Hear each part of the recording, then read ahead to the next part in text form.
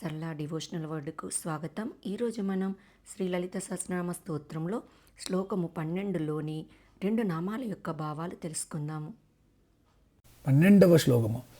అనాకలిత సాదృశ్య చుబుక శ్రీ విరాజిత కామేశ బద్ధ మాంగళ్య సూత్ర శోభిత కంధరా. ఈ శ్లోకంలోని మొదటి నామం అనాకలిత సాదృశ్య చుబుక శ్రీ విరాజిత. ఇది అమ్మవారి 29వ నామము. ఇది 16 అక్షరాల నామము.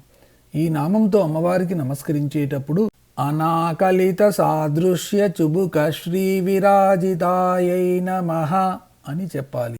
అనాకలిత లభ్యము గాని లేదా దొరకని, సాదృశ్య పోలిక గల, చిబుక గడ్డము యొక్క శోభచేత, విరాజిత ప్రకాశించినది.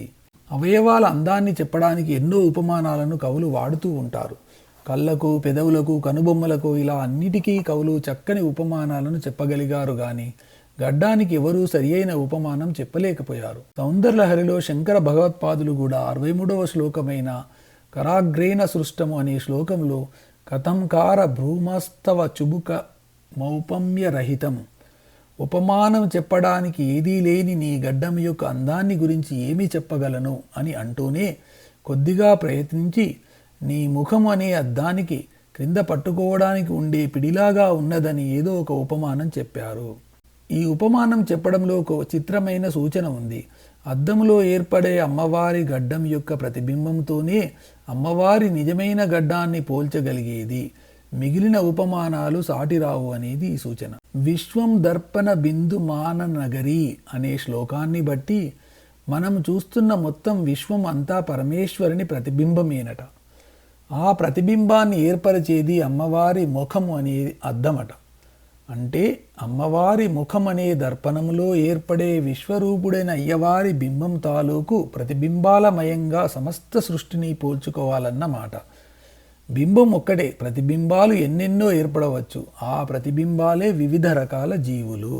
లభ్యముగాని పోలిక గల చిబుకము యొక్క శోభతో విరాజిల్లున్నది అని ఈ నామానికి అర్థము.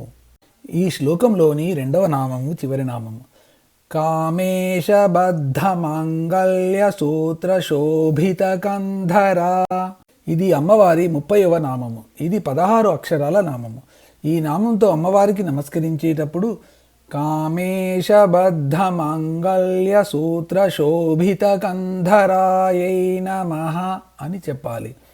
కామేశ పరమశివుని చేత, బద్ధ కట్టబడిన, మాంగళ్య సూత్ర మంగళసూత్రముచే, శోభిత పవిత్ర సౌందర్యముతో ప్రకాశించుచున్న, కంధర మెడగలిగినది.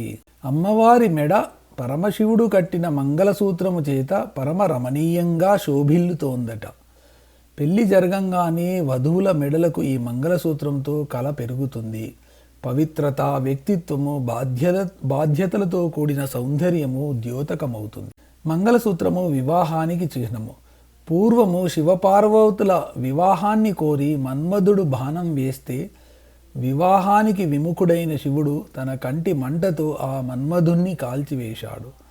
మళ్ళీ అదే శివుడు వివాహ చిహ్నమైన మంగళసూత్రము అమ్మవారి మెడలో తర్వాత కట్టాడు. అంటే మన్మధుడు మళ్ళీ తలెత్తుకొని తిరిగేట్లుగా చేశాడు.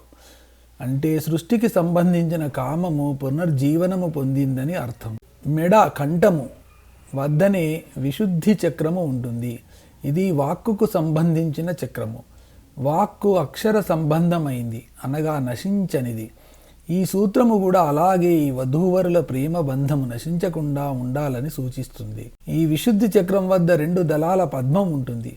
ఈ 2 దళాలు శివపార్వతులు. ఇవి వాక్కు అర్థాలను సూచిస్తాయి. ఇక్కడే హంసద్వంద్వము ఉంటుంది. ఈ 2 ఉచ్ఛ్వాస నిశ్వాసలను సూచిస్తాయి. మంగళసూత్రం మెడలో ఉంటుంది. ఈ మెడ తలను మొండాన్ని కలిపే వంతెన, బ్రిడ్జి లాంటిది. తల కారణాన్ని, కాజ్, మొండము దేహము కార్యాన్ని, ఎఫెక్ట్ను సూచిస్తాయి. ఈ కారణ కార్యాలే సంకల్ప కల్పాలైన శివ పార్వతులు, పురుష ప్రకృతులు. ఈ ఇద్దరు ఈ సూత్రం చేత సంధింపబడతారు. పరబ్రహ్మ నుండి ఈ సృష్టి దాకా బ్రహ్మసూత్రము ఉండే ఈ బ్రహ్మసూత్రమే ఈ సూత్రం. మన లోపల మాట్లాడదామన్న అభిలాష అనే ఆనందం నుండి మాట్లాడే వరకు ఉన్న అనుభవమే ఈ సూత్రం. మంగళసూత్ర ధారణ దక్షిణ భారతదేశంలోనే కానీ ఉత్తర భారతంలో లేదనుకునే వారికి ఈ నామము చక్కని సమాధానం చెబుతుంది. వ్యాసుడు ఉత్తర భారతం దేశం వాడే. అమ్మవారు కూడా ఉత్తరాన ఉన్న హిమవత్ పర్వతపు పుత్రికయే, ఉత్తర భారతవాసియే. అంటే ఈ మంగళసూత్ర నామము వ్రాసిన వారు, మంగళసూత్రము కట్టించుకున్నవారు, కట్టినవారు ముగ్గురు ఉత్తర భారతదేశ వాసులే. కాబట్టి మంగళసూత్ర ధారణ యావత్ భారతదేశ సంప్రదాయబద్ధమైన ఆచారమే.